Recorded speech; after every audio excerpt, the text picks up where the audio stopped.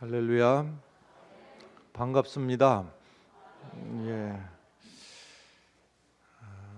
이스라엘 역사 가운데서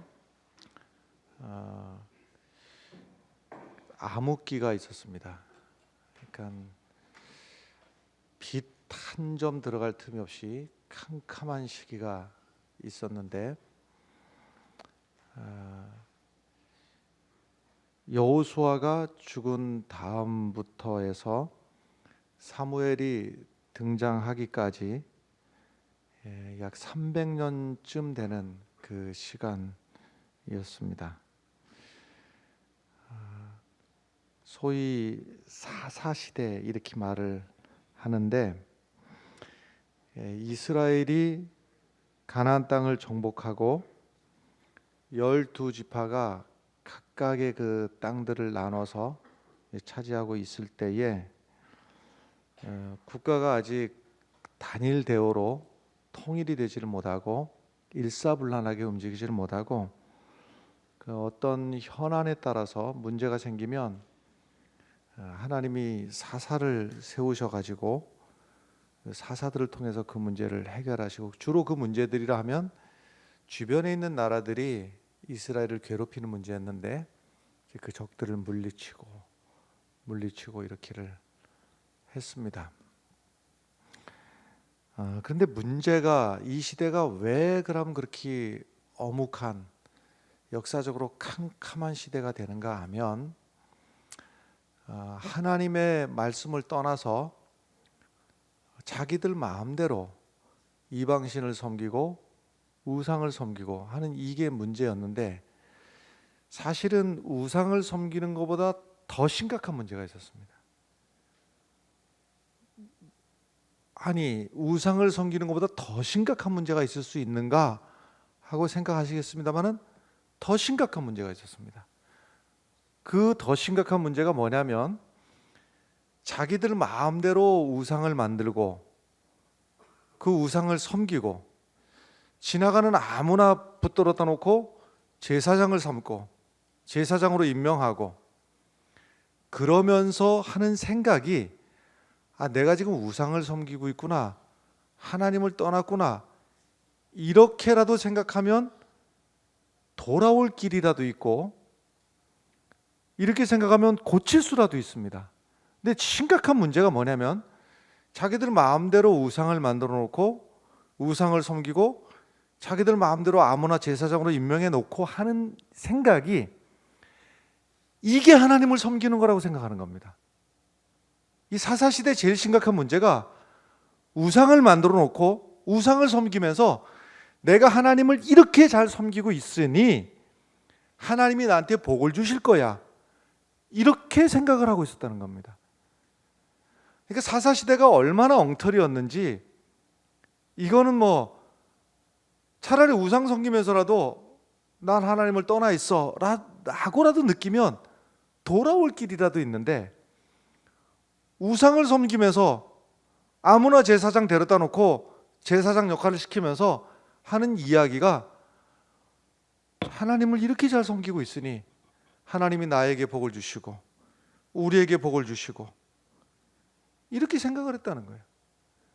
그러니 소망도 없고 하는 일마다 엉망진창이고 뒤죽박죽이고 제대로 된 게 없고 질서도 없고, 그러니 하나님의 은혜도 있을 수가 없고, 이런 시대를 여호수아 때로부터 해가지고 이제 사무엘이라고 하는 마지막 사사가 등장하기까지, 그래서 사울 왕이 최초로 세워지기까지 한 300여 년 기간 동안이 이스라엘 역사 중에 캄캄한 역사였습니다.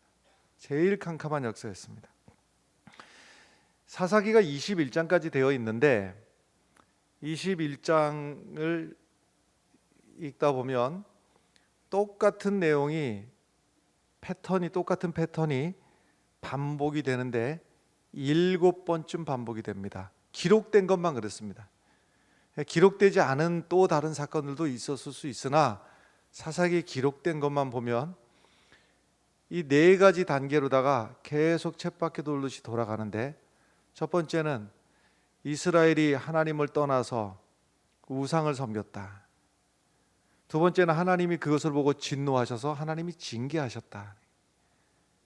하나님이 징계하고 나니까는 이스라엘이 이방 민족을 통해서 이스라엘을 압제하게 하니까 이스라엘이 괴로워서 부르짖었다. 이 내용에는. 그러니까 하나님이 다시 또 긍휼히 여기셔서 불쌍히 여기셔서 하나님이 회복시켜 주셨다. 하나님이 회복시켜 주셨으면 이제는 주의 말씀에 은혜 아래서 잘 믿고 복을 받고 살면 될 일인데 다시 우상 섬기고 다시 징계받고 다시 부르짖고 또 다시 하나님 회복시켜 주. 이 네 가지 패턴이 몇 바퀴가 도는가 하면 기록된 것만 7바퀴를 돕니다.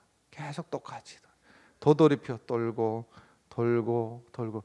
그럼 이 사사 시대에 왜 이런 일이, 아니 뭔가 좀 개선될 여지가 보이질 않고 뭔가 좀 나아질 기미가 보이질 않고 왜 이렇게 답답하게 암흑의 역사가 왜 계속 되돌이되는가 하면, 지금 오늘 읽은 그 한 절 말씀이 사사기 제일 마지막 절 말씀인데 절수로도 사사기 21장까지 중에서 제일 마지막 절이기도 하지만 이 말씀의 의미가 사사기 전체 결론이기도 하고 그렇습니다.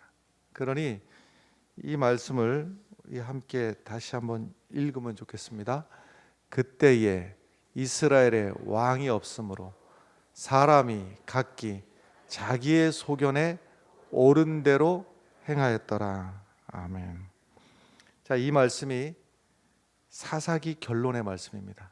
그때에 왕이 없으므로 사람이 자기의 소견에 옳은 대로 각각, 그것도 각자 자기의 소견에 옳은 대로 행했다.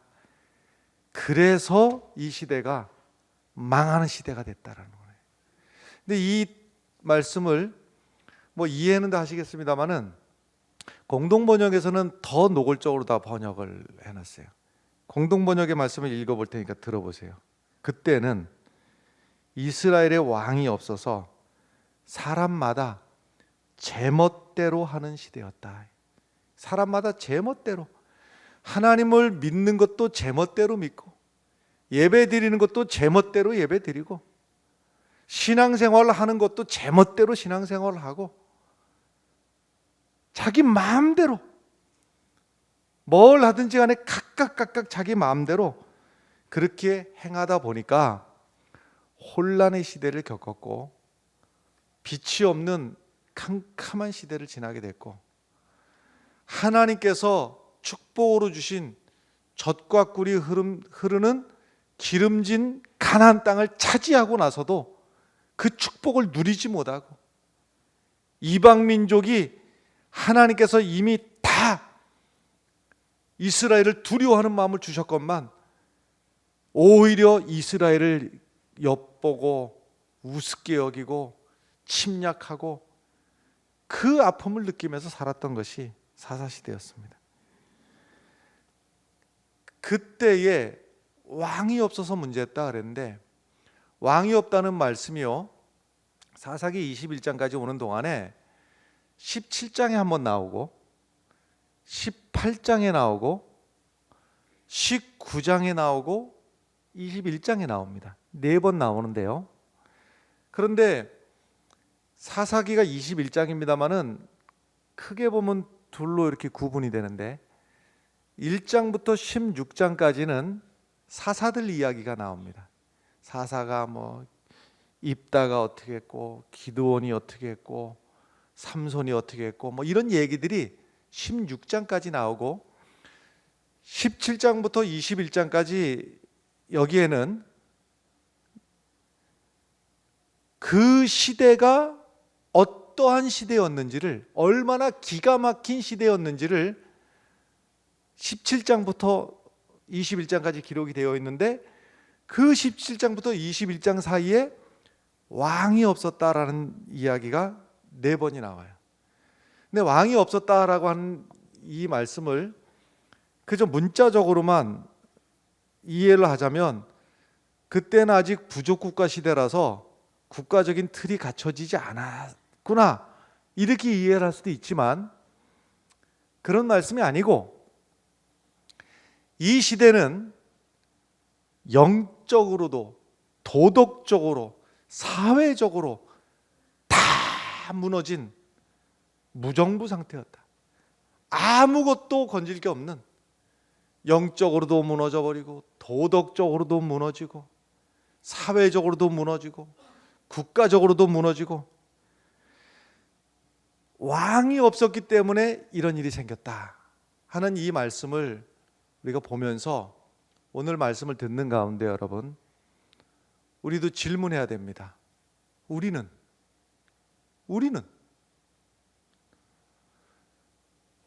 내 인생의 왕은 누가 왕이신가? 나를 주장하는 왕은 누구인가? 우리 교회의 왕은 누구이신가? 누가 우리 교회 왕이신가? 지금 한국 교회에 왕이 있기는 한가? 한국 교회가 매주마다 모여서 예배는 드리는데 경배하고 찬양할 왕이 있기는 한가? 우리 한국 교회가 목숨을 걸고 그 말씀 따라 살아가야 될 왕이 있기는 한가? 내 인생의 시간, 내 재산, 내 지갑, 내 예금 통장을 다스릴 왕이 있는가? 내 생각도 있고 내 판단도 있지만 그것을 복종시키고 내가 믿고 따라야 될 왕이 있기는 한가? 아니, 오늘 예배 드리면서도 내 마음대로 내 소견대로 예배 드리는 것이 아니라 내 생각을 꺾고 내 소견을 접어놓고 내가 복종해야 될 왕이 이 예배 가운데 있는가? 우리는 물어야 되고 대답해야 됩니다. 사사기가 21장 절수로 하자면은 618절이 되는데요. 다 합치면 21장 618절 사사 이렇게 합니다마는 쇼페팀이죠. 히브리어로 하자면 쇼페팀, 단수로 하면 쇼페트가 되는데 사사들 하니까 쇼페팀이 되는데요. 영어로 하자면은 저지스 이렇게 되죠.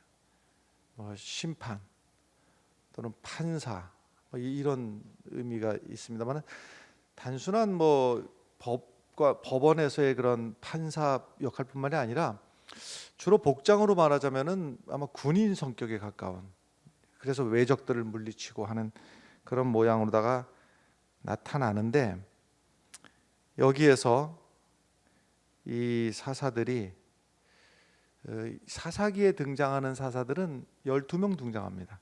사사기에 등장하지 않는 사사도 있습니다. 뒤에 사무엘상으로 넘어가면서 사무엘까지도 마지막 사사 역할을 하고 그렇습니다만은, 그런데 이 사사기에 등장하는 12명의 사사들을 통해서 또 그리고 그 뒤에 결국은 이스라엘에 이제 왕이 세워지긴 하는데, 그것도 사울부터 해가지고 다윗 이렇게 넘어가서 왕이 세워지긴 하는데, 하나님이 보시는 관점은 이 사사들이 또는 왕들이, 그러니까 12명의 사사 중에서 보면은 대사사가 6명이 있고 소사사가 6명이 나옵니다만은, 이것은 대사사 소사사는 다른 이야기가 아니고 얘기거리가 많으면 대사사입니다. 그러니까 여러분들이 이름을 알만한 사람들, 기드온이라든지 삼손이라든지 입다라든지 드보라 이런 사람들은 대사사의 그 6명이고, 소사사는 저런 이름도 있나 싶을 정도로 삼갈, 돌라, 야일, 입산, 엘론 이런 사람들입니다. 근데 이들을 평가할 때 사사뿐만이 아니라 왕들도 평가할 때 이들이 얼마나 위대한 일을 했느냐 이걸 갖고 평가하지 않습니다. 그러니까 성경이 보는 평가는 딱 한 가지밖에 없는데 하나님의 말씀대로 이들이 살았느냐라고 하는 거예요. 오늘 우리들에게도 요구하시는 것이 딱 한 가지입니다. 하나님의 말씀대로 살고 있느냐? 이거 한 가지를 묻고 계시는데요. 여기서 사사기를 읽으면서 사사기를 우리가 잘 못 읽는, 그러니까 제대로 잘 못 읽는 방법이 뭐냐면 그 인물을 따라가는 겁니다. 기드온이라는 사람이 있었는데 그 사람이 300명을 데리고 가서 이를 여차저차 해갖고 미디안을 이기고 돌아왔더니 뭐 사람을 따라가다 보면 이 사사기를 제대로 볼 수가 없어요. 삼손이라는 사람인데 그가 나귀 턱뼈를 가지고 어떻게 했고 뭐 블레셋을 쳐 죽이고 뭐 이렇게 사람을 따라가다 보면 사사기에서 말하는 하나님의 그 말씀을 읽을 수가 없어요. 등장인물은 사사들이 12명이 등장을 합니다만은 그때 하나님이 무엇을 하고 계셨는가를 봐야 돼요. 그때마다. 그러니까 등장인물은 사사가 등장을 하지만 실제 이 역사를 주장하시는 분은 하나님이 주장하고 있는 것을 봐야 돼요. 그래서 우상 앞에 가서 절할 때에 하나님이 아파하셨고 어쩔 수 없이 하나님께서 그들을 징계하시면서 또 하나님 아파하셨고 그들이 부르짖을 때 하나님이 견딜 수 없는 아픔으로 그들을 다시 회복시켜 주시고 이 하나님의 아픔을 볼 줄 알아야 돼요. 왜 그런가 하면요, 이 이스라엘하고 하나님하고 관계가 어떤 관계냐면 계약 관계입니다. 여러분, 계약이라고 하는 것은 지금부터 이러이러한 관계를 맺자라고 하는 관계를, 이 계약으로 말미암아서 관계가 맺어지는 겁니다. 대표적인 계약 몇 가지 우리가 경험하는 것 중에서 결혼도 계약입니다. 상관이 없는 한 사람과 한 사람이 계약을 하는 게 지금부터 이제 한 집에서 가족으로 남편과 아내로 살자라고 하는 계약이죠. 부동산 계약도 계약입니다. 전세 임대를 하고 또 하면서 계약입니다. 그러니까 계약이라고 하는 것은 쌍방간에 역할이 있고 해야 될 일이 있어요. 역할과 해야 될 일이 있는 거예요. 그래서 하나님하고 이스라엘하고 시내산에서 애굽에서 구출해서 광야길을 나오던 중에 시내산에서 하나님하고 계약을 했습니다. 그래서 언약 백성이다 이런 말을 하는데, 언약이라고 하는 말 쉽게 말해서 약속입니다. 약속. 하나님하고 약속을 맺은 거예요. 그럼 뭐라고 약속을 맺었느냐? 하나님께서 하시는 말씀이, 자 이제 약속을 하기를 나는 너희의 하나님, 너희의 왕이 되고, 하나님은 역할을 왕을 하시고 이스라엘 백성들은 너희는 내 백성이 되는 거야. 이렇게 계약을 했단 말이에요. 그래서 이 계약이 성립이 됐어요. 그래서 하나님께서는 내가 너희의 왕이기 때문에 내가 너희를 지켜줄 거고 너희를 보호해 줄 거야. 그럼 너희는 백성이기 때문에 하나님의 말씀에 순종하며 하나님의 말씀 따라 살아가며 하나님의 말씀에 복종하는 삶을 살면 돼. 그러면 하나님이 먹을 것도 입을 것도 이웃 나라의 침략으로부터도 왕 대신 하나님이 책임져 줄게. 이게 이스라엘과 백성들 하나님 사이에서 맺어진 약속이거든요. 그래서 이때부터 언약 백성이 되는데, 문제는 뭐냐면요, 약속을 맺었으면 어떻게 해야 됩니까 여러분? 지켜야 되는 거예요. 근데 이스라엘은 광야길의 40년의 그 교육 과정을 지나고 나서도 하나님이 약속하신 대로 젖과 꿀이 흐르는 가나안 땅을 주셨음에도 불구하고 틈만 나면 왕을 세우고 싶어 했어요. 기드온이 300명의 용사를 데리고 나가서 미디안 13만 5천 명을 물리치고 돌아왔어요. 그러자 이스라엘 백성들이 하려고 했던 게 뭐냐면, 이야, 저 기드온 대단한 사람이다.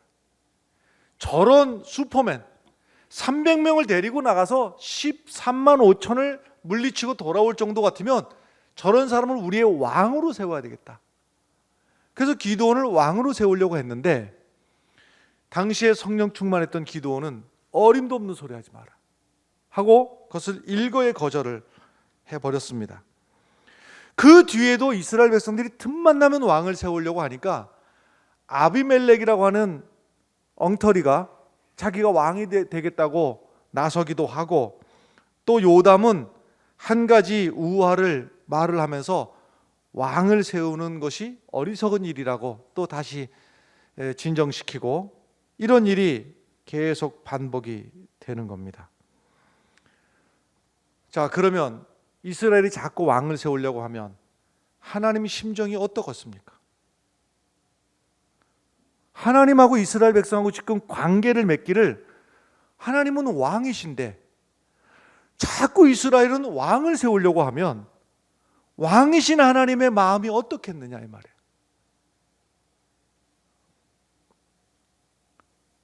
아니, 제가 우리 교회 담임 목사인데 교인들이 저만 만나면 목사님 소원이 있습니다. 뭐가 소원입니까?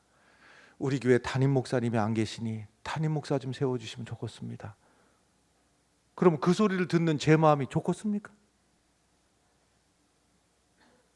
아니, 비유적으로 말해서 여러분들의 가정에 가장들이 계시는데 주로 아버지들이 가장들이신데 자녀들이 아버지 소원이 있습니다. 뭐냐?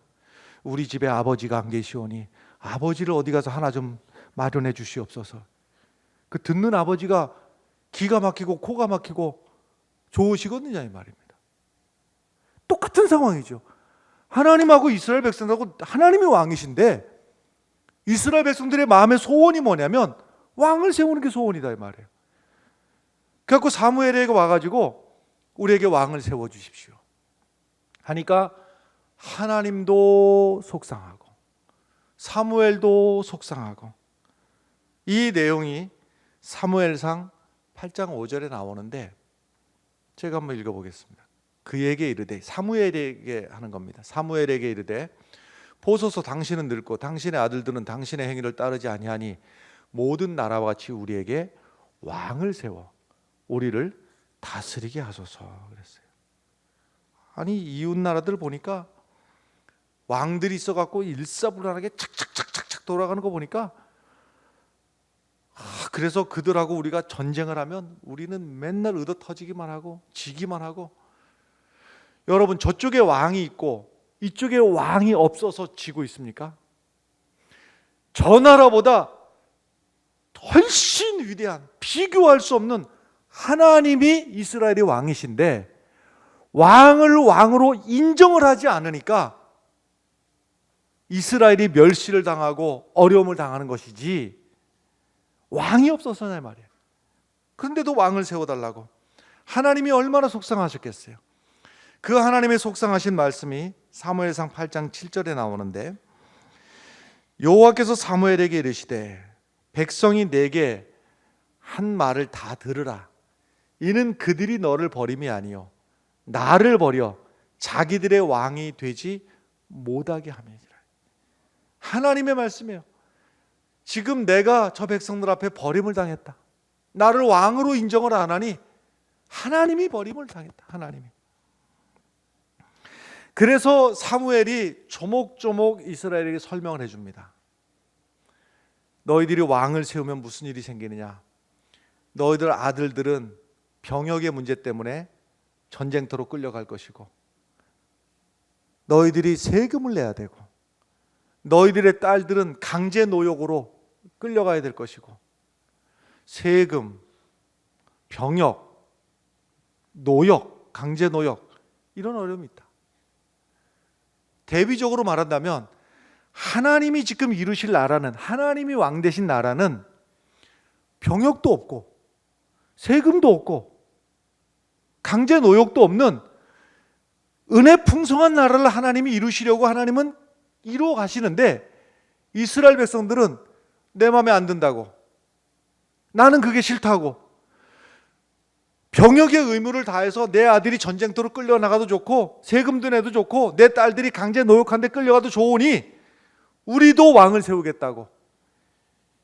그래서 결론은 무엇이냐 하면 그 시대에 왕이 없어서 각각 제 소견에 오른 대로 이스라엘 백성들이 행하다가 망하고 말았다 하는 이야기가 바로 사사기 시대의 이야기입니다.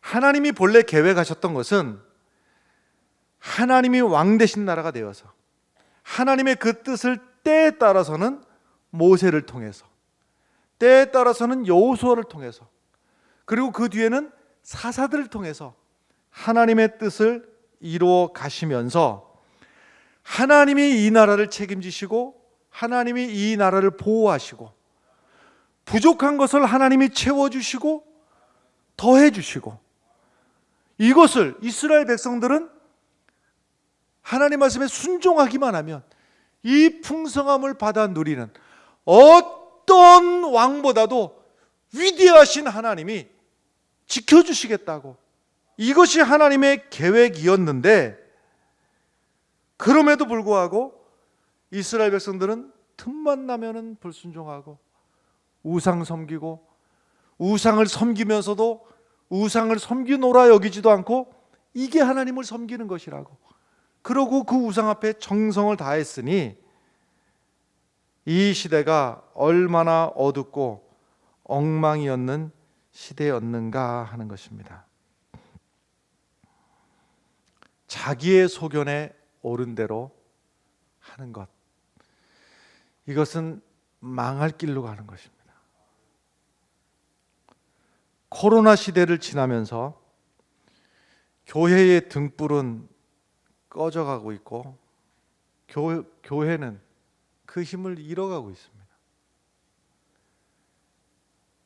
지금의 작금의 교회를 바라보는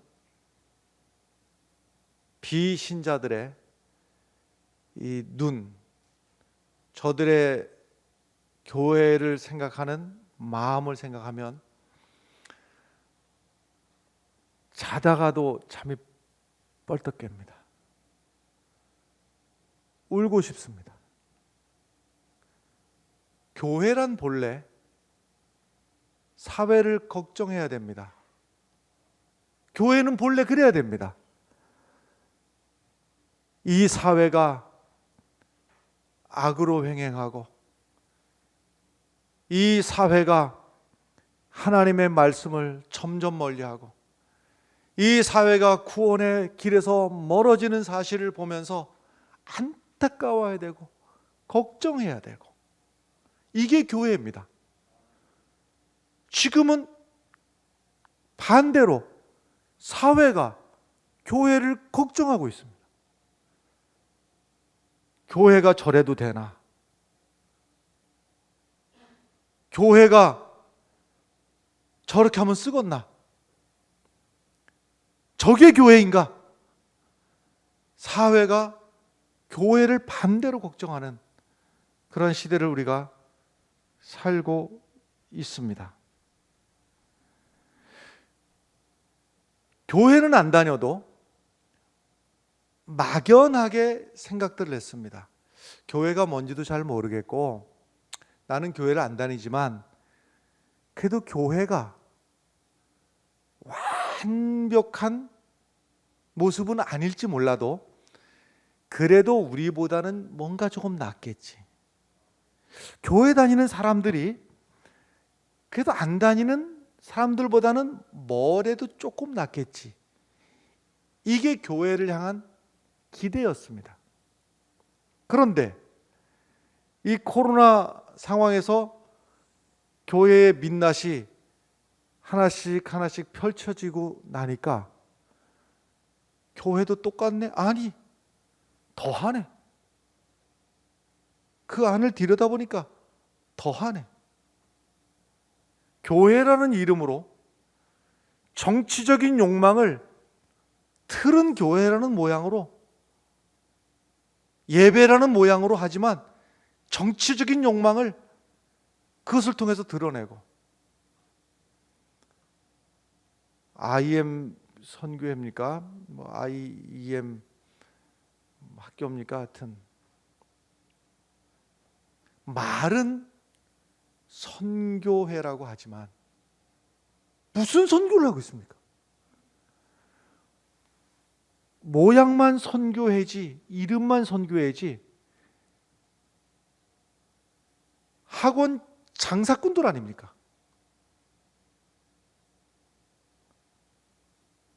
인터콥이라고 하는 최바울입니까? 이미 진작에 우리 교단을 비롯해서 여러 교단에서 문제가 있다, 문제가 있는 정도가 심각하다. 그 중에서 특히 말이야 말했다가 아니라고 하면 그만일 터인데, 그 낸 책들이 기독교 진리에 너무 심각한 문제가 있다. 그래서 이단으로 정죄를 하려고 하니까 얼마나 거짓하기를 아주 그냥 입에 달고 사는지 싹싹 빌었습니다. 이 책들 다 불태워버리고 다 소각하고 다 거둬들이고 이런 주장을 하지 않겠노라고. 그리고 나서는 돌아서 가지고 수천 명 모아놓고서는 한 거짓말이 그 책에 있는 내용들이었어요. 어느 시대야 불교의 스님도 가짜가 나올 수도 있고 기독교의 목사도 가짜가 나올 수가 있으나, 그 가짜들을 용납하고 있는 교회는 또 뭔가?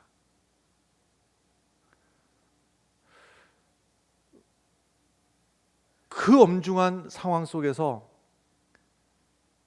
어려움은 알겠으나 이 심각한 상황에서 교회 모임을 잠깐만 멈춰달라고 하는 그 간절한 부탁도 무시하면서 부산에 있는 아무개 교회는 고래고래 소리를 지르는 겁니다.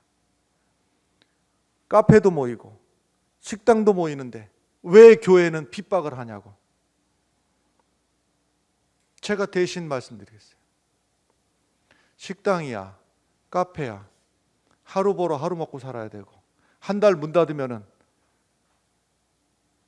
영업이익을 목적으로 하는 곳이기 때문에 모두가 다 크로즈 하면은 방역이야 쉽겠으나 생계가 붙어 있는 문제라 어떻게 그렇게 하겠는가?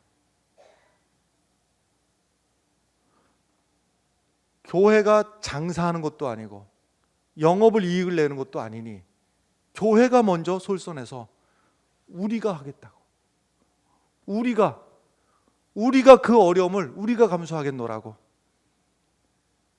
왜 이게 맞는 이야기지, 교회를 왜 카페 취급을 안 해주냐고, 식당 취급을 안 해주냐고, 교회 수준이 식당으로 가야 되고 카페로 가야 되겠습니까? 우리가 영업이익을 위해서 모이고 있는 거냐 이 말입니다.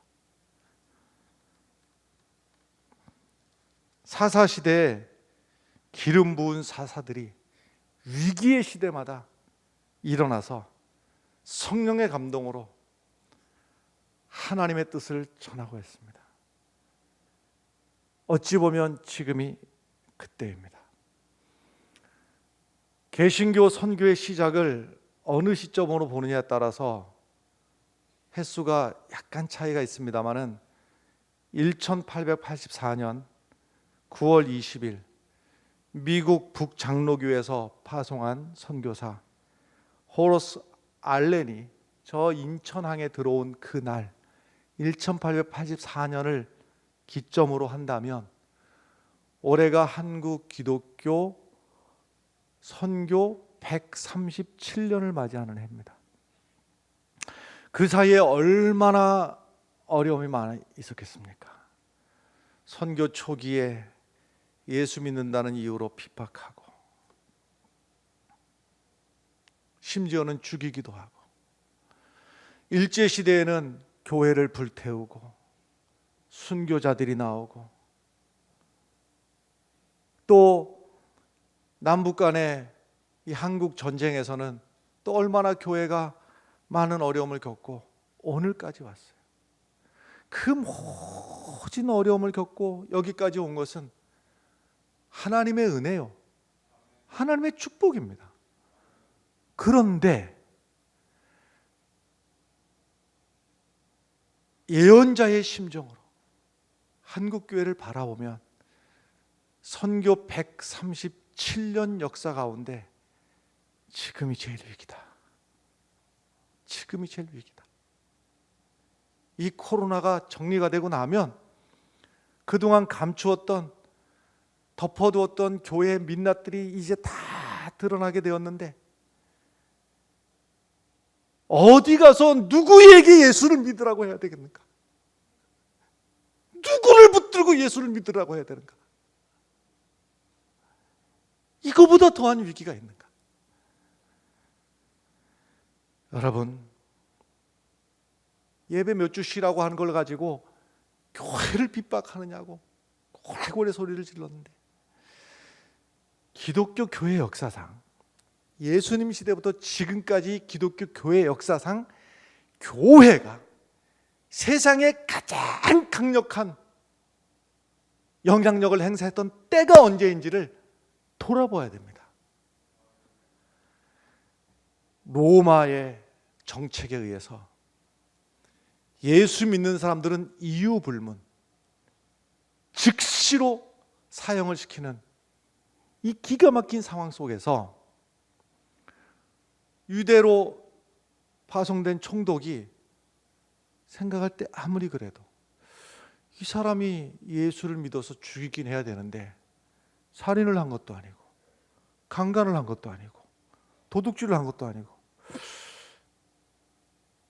그래서 로마의 황제에게 질의를 합니다.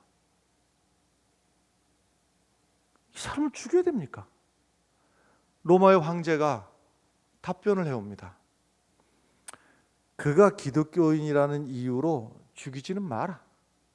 다만 옆에 있는 누구라도 이 사람이 기독교인인 것을 문제 삼으면 그때는 죽여라. 아니, 그러니 예수 믿는 사람들이, 교회가 어떻게 생활했겠습니까? 아무 이유 없이 지나가는 사람이 한 대 때려도 아무 소리 안 하는 겁니다. 왜냐? 너 나한테 왜 때려? 하는 순간에 그 사람은, 이 사람 예수 믿는 사람입니다 하면 죽는 겁니다. 그냥 멀쩡히 지나가다가 너 그거 좋아 보이네, 내놔 해서 내 것을 무엇을 뺏겨도 아무 소리도 안 한 거예요. 왜 내 것을 뺏어가냐고 말하는 순간 너는 예수 믿는 사람이지. 그러면 죽는 거예요. 예수 믿는 사람을 잡아다 놓고 너 예수 믿느냐? 둘 중에 하나입니다. 믿습니다. 안 믿습니다. 속으로는 예수를 믿어도 안 믿습니다 할 수도 있겠죠. 살고 싶어서. 그럼 즉시로 너는 예수를 저주해라. 예수를 입으로 저주하면 살려주는 거예요. 두 가지가 다 기가 막히죠. 죽어도 기가 막히고 예수를 저주해도 기가 막히니 입 다물고 사는 겁니다. 온갖 핍박, 온갖 박해, 억울함, 할 말 있으나 견디고 사는 거예요. 그런데 여러분, 기독교 교회 역사상 이때만큼 교회가 막강한 능력을 행한 적이 없었던 겁니다. 여러분. 지금은 각기 자기 소견에 오른 대로 이게 선교라고, 이게 예배라고, 이게 교회라고 자기들은 마음대로 멋대로 하고 있는 거예요. 예수님이 우리들에게 가르치신 모든 가르침을 다 기억할 수는 없으나 최소한 우리가 교회로 모이는 이유가 하나님 사랑, 이웃 사랑 아닙니까? 그런데 교회는 절대 손해 못 보겠다고, 교회도 이득을 봐야 되겠다고 주장을 한다면 이 길을 잃어버린 이 시대에 교회가 의지가 되겠는가? 교회가 진리의 수호처가 되겠는가를 우리는 돌아봐야 됩니다, 여러분. 여러분, 이 시대에 내 마음대로, 내 멋대로, 내 소견에 옳은 대로 신앙생활을 하지 않길 바라요. 주님께서 무엇을 원하시는가? 그렇다면 주님의 그 말씀으로 돌아온다면 이 시대가 여전히 교회가 세상의 소망이 되고 세상의 빛이 될 것입니다. 빌립보서 3장 8절의 말씀 마지막 붙들고 우리의 삶의 자리로 돌아가면 좋겠습니다.